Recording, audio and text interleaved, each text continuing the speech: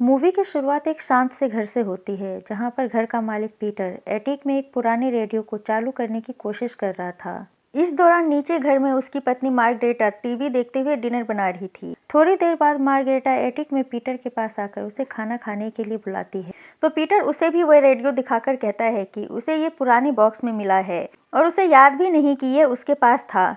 Margarita ज्यादा ध्यान ना देते हुए उसे 15 मिनट में खाना खाने आ जाओ कहकर वहां से चली जाती है। लेकिन थोड़ी देर बाद पीटर जैसे ही रेडियो ऑन करता है, अचानक घड़ी की टिक टिक की आवाज़ थम जाती है और टीवी का सिग्नल भी चला जाता है। तभी अचानक रेडियो से स्टैटिक नॉइज़ के साथ किसी औरत की डरावनी सी आवाज़ सुनाई देती है, जो कह रही होती है, चुप रहो, वह हमें सुन सकता है। पीटर डरकर रेडियो बंद कर देता है, पर जब वह दोबारा उसे ऑन करता है तो इस बार कमरे में उसे एक औरत खड़ी दिखती है, जो रेडियो बंद करते ही गायब हो जाती है। अगली बार ऑन करते ही अब वह औरत पीटर की ओर दौड़ती हुई चिल्लाती है, चुप रहो, और फिर से गायब हो जाती है। पीटर डरते हुए चेक करने के लिए एक बार और रेडियो ऑन कर देता है, तो इस बार वह औरत खुद रेडियो बंद कर देती है। पीटर समझ जाता है कि कुछ तो गड़बड़ है, पर तभी उसके पैर से एक खिलौना टकरा जाता है और अचानक से एक आदमी की आत्मा उस पर हमला कर देती है।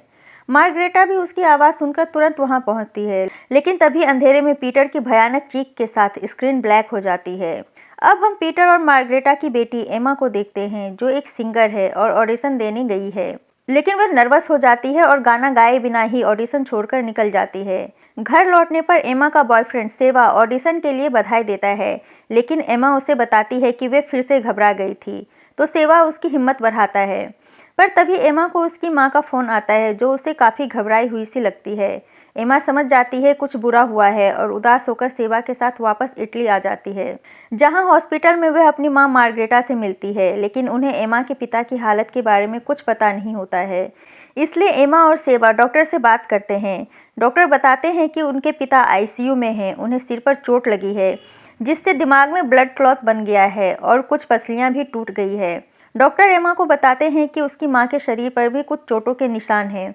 उन्हें लगता है कि शायद उसके पिता ने घरेलू हिंसा में उसकी मां को मारने की कोशिश की है और शायद बचाव में उसकी मां ने ही उसके पिता को सीढ़ियों से धक्का दिया है। एमा अपनी मां को बताती है कि अभी पापा की हालत ठीक है और अपनी मां की चोटों को देखते हुए कहती है कि हॉस्पिटल उन्हें भी आज रात ऑब्जर्वेशन में रखना चाहता है। नर्स जब मार्गरेटा को ले जा रही होती है तो वह एमा को बताती है, पीटर ने मुझे मारने की कोशिश की थी, लेकिन तब वे तुम्हारे पिता नहीं थे। एमा थोड़ा असहज होकर कहती है, अभी आप आराम करो माँ, हम यह बात बाद में करेंगे, और घर जाने लगती है। तो मार्गरेटा उसे अपनी कार की कीज देती है, लेकिन डरते हुए एमा को घर जाने से साफ मना कर देती है। सेवा भी होटल बुक करने लगता है, लेकिन एमा कहती है कि नहीं, हम अपने घर ही जाएंगे, और सेवा को लेकर घर चली जाती है। घर में वह सेवा को अपना रिकॉर्डिंग स्टूडियो दिखाती है और बताती है, मैंने यहाँ घंटों बिताए हैं और पहली बार मैंने अपने पापा के साथ यही गाना गाया था। फिर वह उसे एटिक में ले जाती है और बताती है कि यह मेरे पापा की सीक्रेट जगह है, जहाँ वे टूटी फूटी चीज़ें ठीक किया करते हैं, और थोड़ा उदास होकर कहती है कि मुझे यकीन नहीं होता कि पापा माँ को चोट पहुँचा सकते हैं। तो सेवा उसे समझाता है कि सब ठीक हो जाएगा और डिनर बनाने नीचे चला जाता है। इस बीच एमा वहाँ रुककर वही पुराना रेडियो ऑन कर देती है और अपने पापा के बारे में सोचने लगती है। थोड़ी देर बाद जब वह अपने पापा के कमरे में होती है तो वहाँ उसे टाइपराइटर पर एक पन्ने में हेल्प लिखा हुआ दिखता है, पर तभी सेवा उसे किचन में बुला लेता है। उनकी फ्रिज में रखा सारा खाना खराब हो चुका होता है, इसलिए सेवा एमा की माँ की साइकिल लेकर पास ही के एक फूड ट्रक में खाना लेने चला जाता है, लेकिन खाना लेते समय वहाँ एक चोर उसकी साइकिल चुरा लेता है।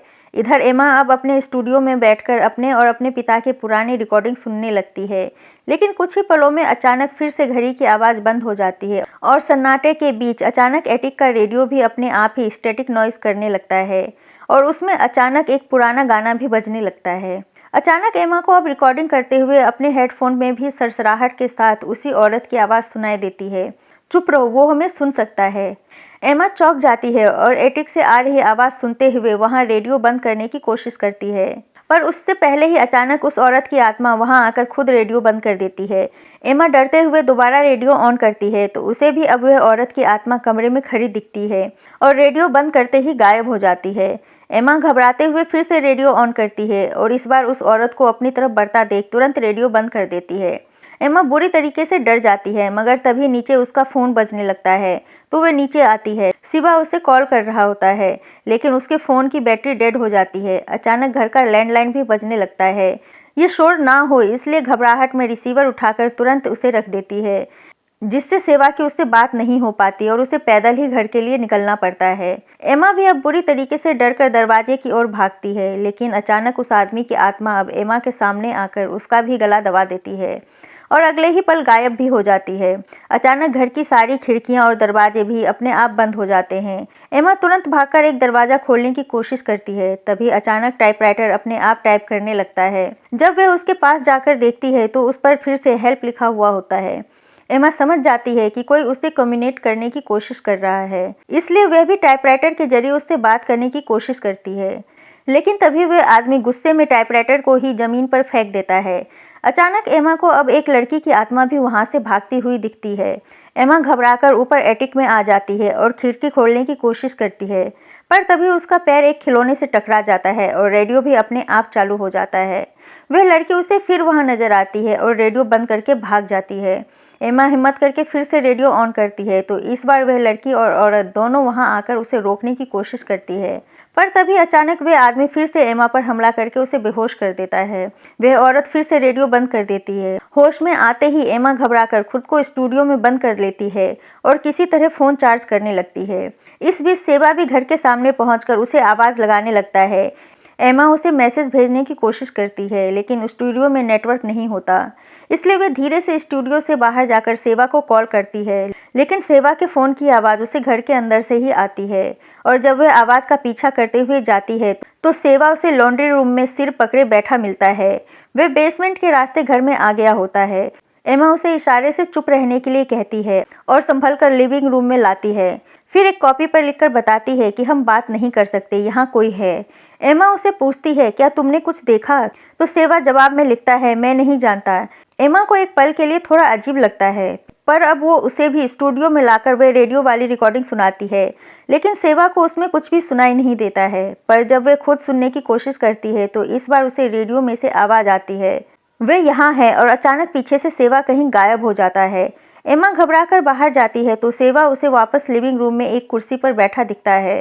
तभी अचानक सेवा के पीछे फिर से वह औरत आकर इशारे से उसे चुप रहने को कहती है और गायब हो जाती है। तभी अचानक सेवा जैसे किसी आत्मा के कब्जे में आ जाता है। उसकी आंखों का रंग बदल जाता है और अब वो एमा पर ही हमला करने लगता है। एमा किसी तरह उससे जान बचाकर भागती हुई वापस एटिक में आ जाती है, लेकिन वहां भी रेडियो फिर से अपने आप ही बजने लगता है और अचानक वह लड़की की आत्मा एमा को धक्का देकर एक दूसरी दुनिया में पहुंचा देती है। एमा को वहां एक कमरे में उस लड़की और औरत का पुराना विजन दिखाई देता है, जिसमें वह औरत वहां भी अपनी बेटी को उसके पिता आने वाले हैं कहकर शांत करवा रही होती है, क्योंकि उसके पिता सालों से युद्ध लड़ने की वजह से काफी चिड़चिड़े हो चुके हैं और उन्हें शोर बिल्कुल भी पसंद नहीं होता। तभी एमा को विजन में उस लड़की का पिता घर के अंदर आता दिखता है। उसकी आंखों में गुस्सा और चेहरा थकान से भरा होता है। वो औरत डरते डरते उसे खाना परोसती है, लेकिन घबराहट में उसके हाथ से एक बर्तन गिर जाता है। वो आदमी गुस्से से अपनी पत्नी को जोरदार थप्पड़ मार देता है। पूरा घर सन्नाटे में डूब जाता है। लेकिन थोड़ी देर बाद जब उस लड़की से गलती से रेडियो चालू हो जाता है, जिससे वो आदमी फिर से गुस्से में पागल हो जाता है। वो औरत उसे शांत करने की कोशिश करती है, लेकिन वह गुस्से में अपनी पत्नी का ही गला घोट देता है। लड़की एक कैंची उठाकर अपने पिता पर हमला करने की कोशिश करती है, लेकिन वह आदमी अपनी बेटी को भी गला दबाकर मार देता है और फिर खुद भी कुर्सी पर बैठा बैठा मर जाता है। एमा बस रोती हुई उस परिवार की दर्दनाक कहानी देखती रह जाती है। तभी अचानक पजेस्ट सेवा एमा को वापस एटिक में खींचकर उस पर हमला करने लगता है, लेकिन एमा सही समय पर पास पर एक खिलौने से मारकर उसे बेहोश कर देती है और किसी तरह भागकर वापस स्टूडियो में छुप जाती है। थोड़ी देर में सेवा भी वहां पर आकर एमा को अंदर देखकर स्टूडियो के अंदर चला जाता है, लेकिन वह सिर्फ एमा की रिफ्लेक्शन होती है। एमा तुरंत बाहर से दरवाजा बंद करके पजेस्ट सेवा को स्टूडियो में ही बंद कर देती है और तेज म्यूजिक बजाकर सेवा के अंदर की उस आदमी की आत्मा को परेशान करने लगती है। गुस्से में सेवा वहां के इक्विपमेंट तोड़कर म्यूजिक बंद कर देता है। इस बीच एमा घर की दूसरी सारी डिवाइसेस और मशीन्स को भी ऑन करके छोड़ देती है ताकि बाहर भी शोर हो सके, और खुद जाकर एटिक में छुप जाती है। लेकिन सेवा स्टूडियो का कांच तोड़कर किसी तरह एटिक तक भी पहुंच जाता है। एमा उसे बाहर में जाओ कहते हुए घर का अलार्म चालू कर देती है, जिससे बहुत ही ज़्यादा असहनीय शोर होने लगता है। लेकिन कुछ ही पलों में पूरे घर की बिजली चली जाती है और फिर से पूरे घर में सन्नाटा छा जाता है। एमा के लिए अब बचने के सारे रास्ते बंद हो चुके हैं, पर तभी फिर से रेडियो अपने आप चलने लगता है और उसमें से उस आदमी की पत्नी और बेटी की आवाज़ें आने लगती है। एमा समझ जाती है कि वह आदमी इस बाहरी शोर से कहीं ज़्यादा अपनी पत्नी और बेटी की आवाज़ से नफरत करता है। तभी वो लड़की और उसकी माँ की आत्माएं भी वहाँ प्रकट होकर एमा के हाथों को कसकर थाम लेती है और तीनों मिलकर एक साथ अपनी पूरी ताकत से चीखने लगती है। उनकी आवाज़ों की गूंज पूरे घर में फैल जाती है और तेज शोर से आखिरकार उस आदमी की बुरी आत्मा सेवा के शरीर से बाहर निकलकर हमेशा के लिए गायब हो जाती है। साथ ही वह लड़की और उसकी माँ की आत्माएं भी गायब हो जाती है, जैसे उन्हें भी अब मुक्ति मिल गई हो। सेवा भी वापस अपने असली रूप में लौट आता है। एमा आंखों में आंसू लिए उसे कसकर गले लगा लेती है। कुछ दिनों बाद एमा के माता पिता भी हॉस्पिटल से लौट आते हैं। सब मिलकर काफी खुश होते हैं। अकेले में एमा की माँ उससे कहती है कि तुम्हारे पापा हमें कभी नुकसान नहीं पहुंचा सकते। तो एमा भी मुस्कुराकर कहती है, मुझे पता है वो पापा नहीं थे।